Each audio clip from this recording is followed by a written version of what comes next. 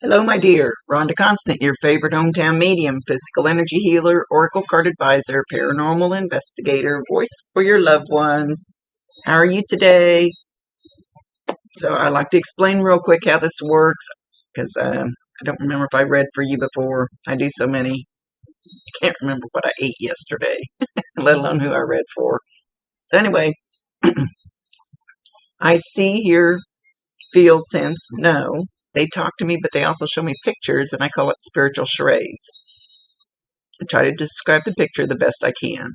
They never waste a message. So if it doesn't make any sense now, just keep it in mind. You'll either remember it later, see it later, or somebody else will validate it for you later and go, oh, I know what she's talking about. But this is not an exact science. Sometimes you have to stretch it outside the box a little bit. We communicate the best way we can. So it's her ball game. I let her say what she thinks you need to hear or she needs to say, within reason.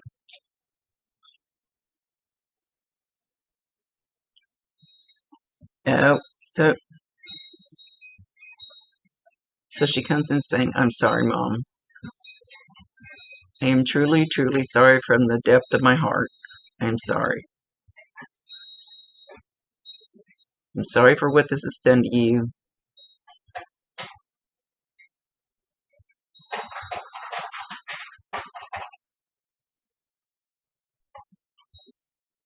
And I just want to apologize. I want you to know how sorry I am for what I did to you. So this is a big deal to her.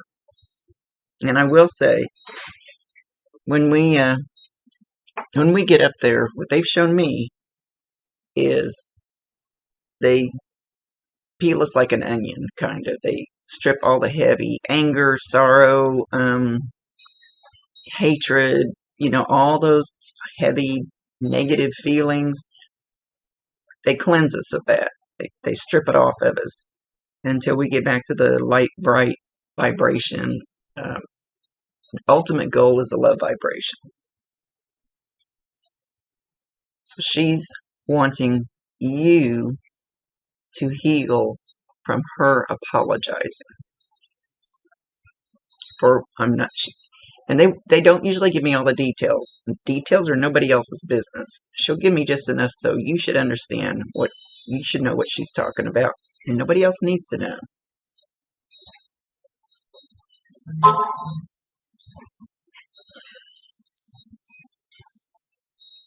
Sharing is caring.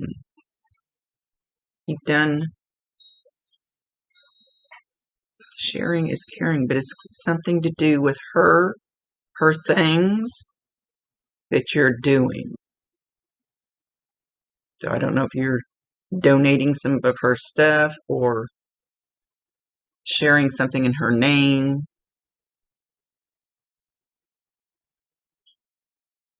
Did you donate to a suicide prevention thing?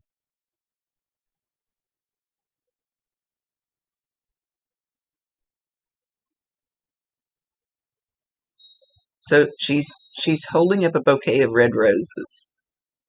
They're looking a little droopy. So sometime in the past, you have taken her. It could have just been one red rose. She's not showing like a couple of dozen. It's not a, something's sticking me. Ow, ow, ow, ow, something's sticking me. Hang on, I'll get to that. So it could have been you just took her 2 or 3 roses, but it's been in the past. So I'm assuming that since they're drooping a little bit, that it's been a while ago. Anyway, let's wait. They make me itch. Good grief, I got the heebie-jeebies. So I feel like somebody's sticking me with a pin right here in the jaw. And I thought maybe it's my earring sticking me, but it's not. Anything that happens to me during a reading is meant for you. So, and this is my left side. They don't usually bother me on my left side because my bob's over here. They come in over here. So, and they make my head itch. But that's my thing. That's not for you. It could be, but normally that's my thing. But this pin sticking, Know that if you feel something like that, and that one really hurt, you can tell her that it hurt. I can still feel it.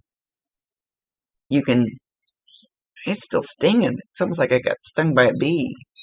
Or maybe you just got stung by a bee. Maybe that's what she's getting at. But if you feel that sticking, it's going through my jaw.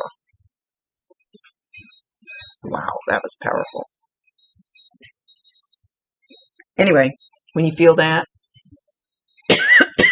know that that's a sign from her trying so hard to get your attention. And they've done that to me before, trying to get my attention. Stuck me 3 times in the chest, like with a pin. And I go, hey, what are you doing? And I hadn't been paying attention, but they've been trying desperately to get my attention. So tell her it hurts. Sometimes they don't know that they overdo it, especially if they're still learning. And I asked my medium friend, I said, I believe in past lives, since we've been there, down here, been there, when we go back, don't we just know everything? She goes, no, it doesn't work that way. So anyway, if it hurts, like really hurts like that, and it's still stinging, know that, oh, anyway, tell her that was a little too hard. Just, can you do it lighter? Let her know that might have been a little rough. Sometimes they don't know their own strength. So anyway,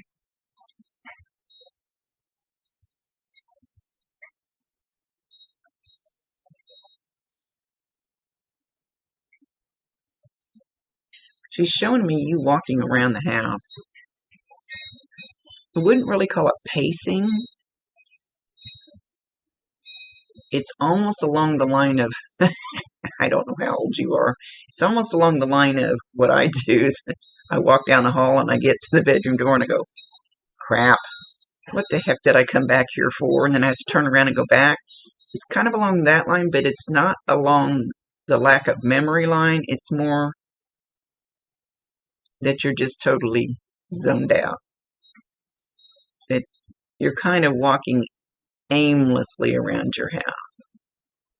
Now, my dad was a pacer. He actually had a path of war on the road. That's not like this. That's not what she's showing anyway. It's her ball game. It's kind of like you aimlessly walk to the front door and then you kind of stand there like, I don't know what I want to do. It's not like you went there to get something, if that makes sense. And then you kind of aimlessly walk like towards the kitchen and go, yeah, I don't know what I want to do. And almost like your mind's blank. You're lost.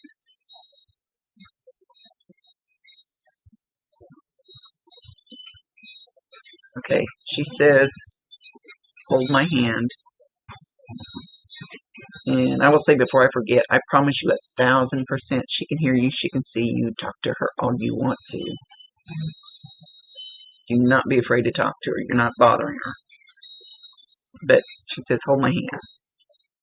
So when you're in, and actually it kind of works better when you are zoned out, when you do this. Just hold your hand out. Sit down on the couch, quietly, calmly, not stiffened up. Relax your hand and hold it out. Ask her to hold your hand. Then tell me what you feel in your hand. Does it feel like a ball sitting there? Sometimes it will literally, to me anyway, because I've been doing it a while, I can actually feel them holding my hand. But you will feel her reach out and touch your hand. More than likely, you'll feel it on the palm, but you could feel her because she's reaching out.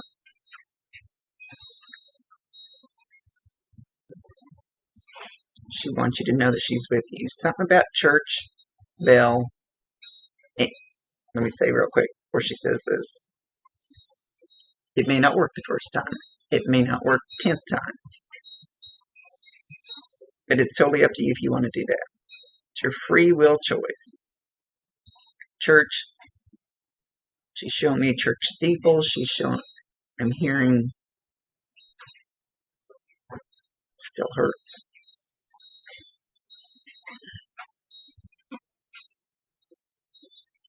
church. She showed me church, she showed me a steeple, and the bell in the tower ringing.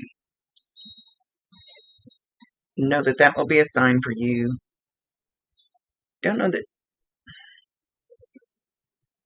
if she's acknowledging that you've been to church or you feel like you need to go to church. And I don't know what part of the country you live in. Some parts you can't go to church. We're getting much better in Kansas. But it's going to be the ringing of that type of bell.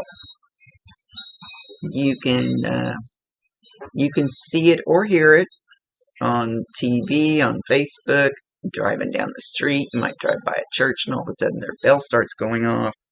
Maybe you live close to where there's a bell, a church bell that goes off. I don't.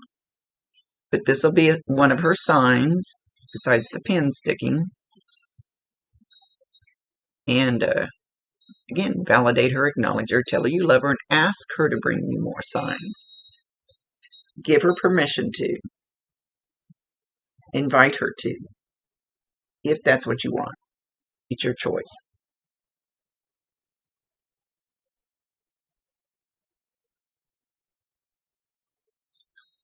And she's showing me railroad tracks. Don't know if you look closer, and they look like not in the city. They look more like they're in the country. It's got trees and stuff around the railroad tracks. So and it's just a little short stretch. Not sure what this picture is for. Almost looks like abandoned railroad tracks.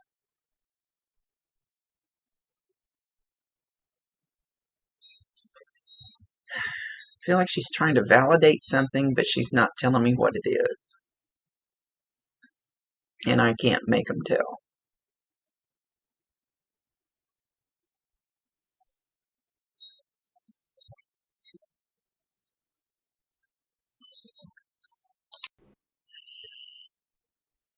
Okay, she's mentioning something about a dog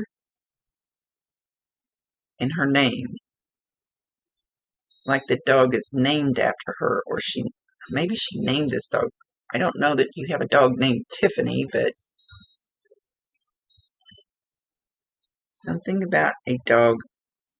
Did she have a nickname and you named a dog after her nickname? Not sure where she's going with this.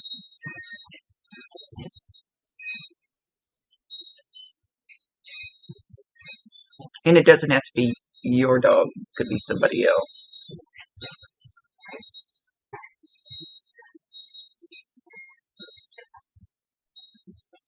She's showing me a puppy.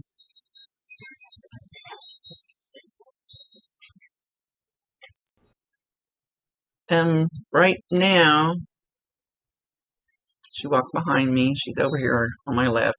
She's with my Bob. They're discussing things. My Bob left, killed himself. I never know which word to use. I hate all those words that you use for suicide. So, he's a great guide. Guide, G-U-I-D-E. He's explaining something to her. I'm going to let him get done with that. Bob helps out a lot. Alright, so she stands behind you. And it looks more like you're sitting down. You don't have to be sitting down at the time. But it's the way she's showing it right now. And she leans over from the back. You will feel her hair like tickling you as it falls forward, as she leans over and falls forward anyway. And you will, it might feel like this, like a hair you can't brush off. It might be the tickling, like the hair would if it fell brushed up against your neck or your cheek as she leaned over your shoulder. You should feel the pressure or the warmth of her energy on your back, especially she's showing over here on the left. I don't know why she's concentrating on my left, other than Bob's over here. Now he's helping her.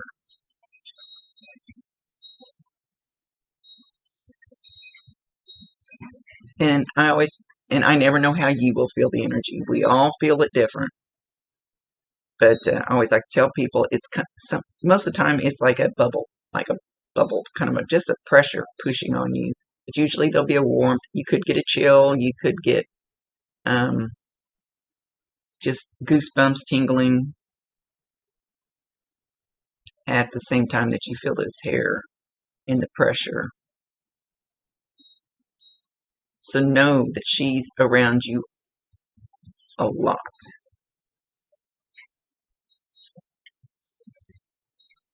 She's trying to bring you some warmth and some loving energy, something that you can feel.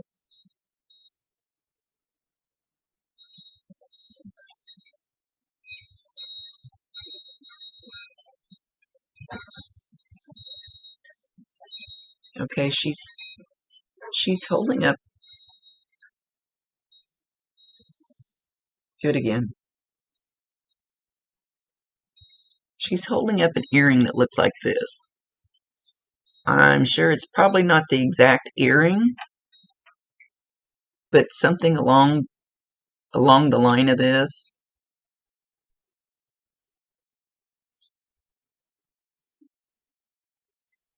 I don't know if you're wearing an earring like that right now. You have an earring like this that she's trying to validate herself, or she had an earring something like this that she's acknowledging.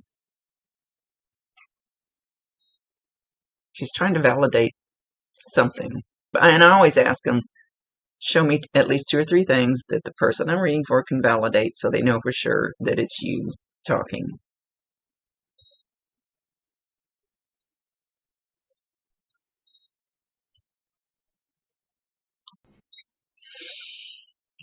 Okay, so she's showing herself sitting cross-legged on the floor, and she's playing with a little yellow kitten. And not sure why she's showing this. I don't know if she had one. Somebody lost this fur baby, and she's trying to acknowledge that she has it with her, or you have one. And if you do have a cat, watch the cat. The cat, you know how cats sometimes they look up at the wall and they jump up there like there's a fly there. They're trying to catch or something. There's nothing there. Because animals and small children can see them and hear them. No problem. Because they haven't been told you can't do that. You can't have an imaginary friend.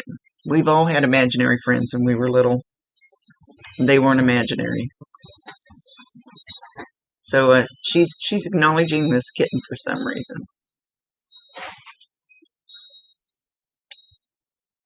She says, Grandma's here, but she's not showing Grandma.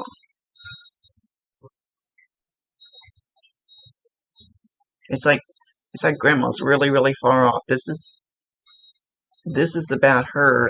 She's not going to step forward. But there's also a man that she calls Papa. So there was doesn't necessarily mean this grandpa, because I'm not getting the feeling that for sure that this Papa goes along with her. It could be somebody you call Papa. It could be somebody in the family that was called Papa is there too, and she's not, it's her show. She's not, I'm not going to say she's not allowing them to step forward, but they're staying way, way, way in the background, where I can just barely see them.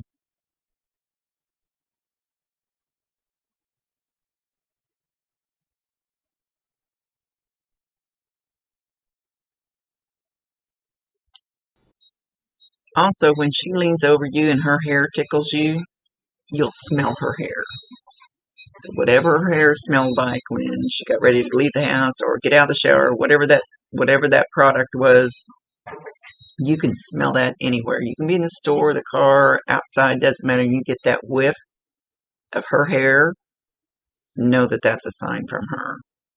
Again, validate her. Now, acknowledge her. Once they understand that you're getting the signs, that you're accepting them, that you realize, hey, that's for me, then you start getting more.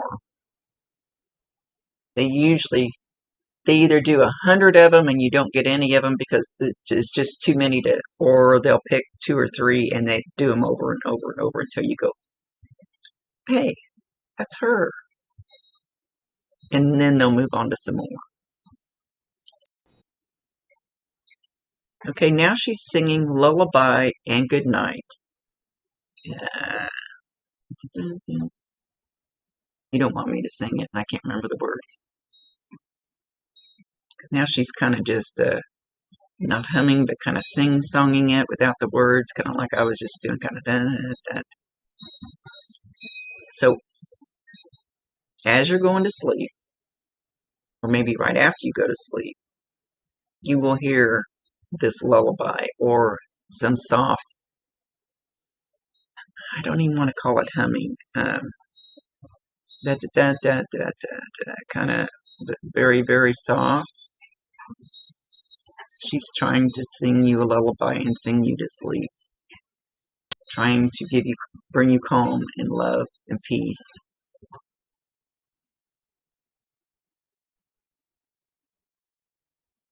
I want you to feel my love, Mom. I want you to know I'm okay.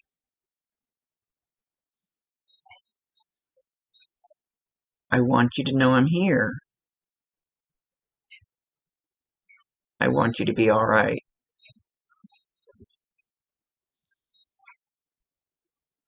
She's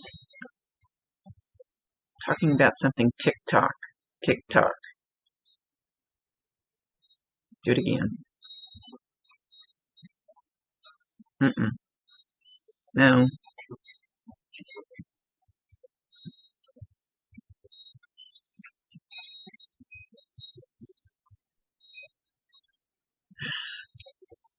Do you know those things that I try to ask them to give me the exact things so you know exactly what sound to listen for?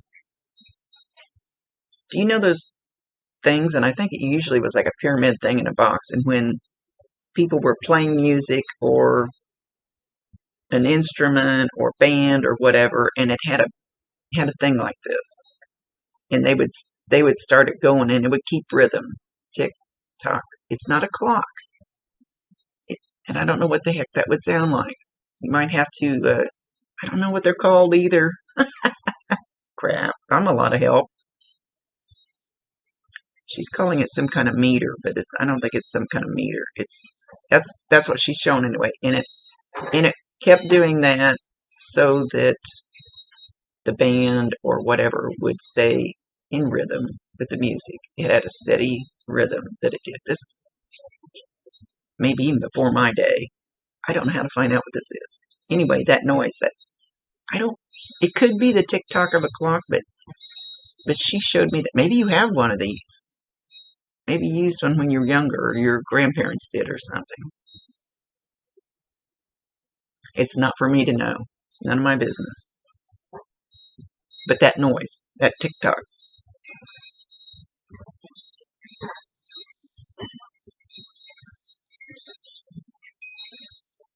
There's something coming up in remembrance of her. It's her birthday, anniversary when she left. Something's coming up.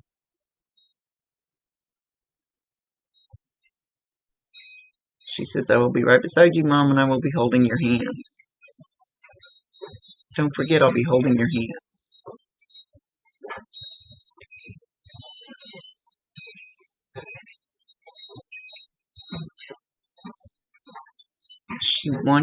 She strongly, strongly, strongly wants you to know that she's seriously walking beside you.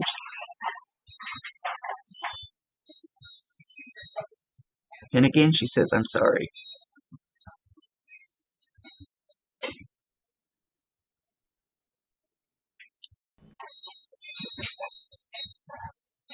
She says she's already said the main things that she really wants to say. That she's sorry.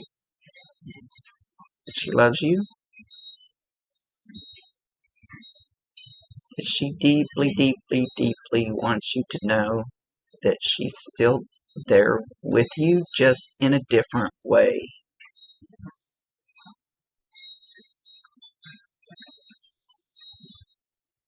She says that she believes that you're going to trust it enough that you're going to realize that those are signs.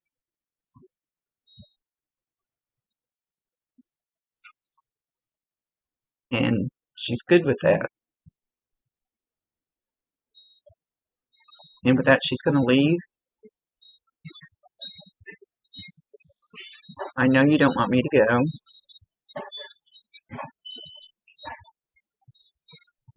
But I can still be there.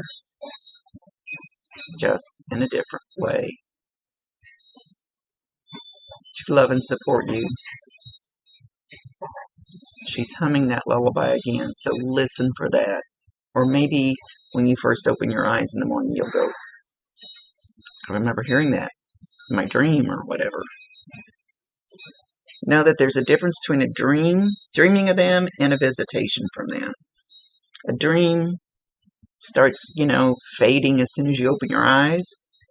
Visitation, the one true one that I had probably at least 8 years ago, I still remember every word, every detail, every color, everything that was said. That's a true visitation. They don't happen very often. I don't know why. I don't know if it takes more energy for them. If it's harder for them to do. I don't have a reason for it. But know that if you get one of those, that's a true visitation. She wanted me to stress that. So I don't know if you've had one or you're going to have one. But the lullaby, keep that in mind. Okay. That she's leaving. Much love to you, my dear. Thank you for allowing me to be her voice. Rhonda Constant, your favorite hometown medium, physical energy healer, oracle card advisor, paranormal investigator, voice for your loved ones. Later.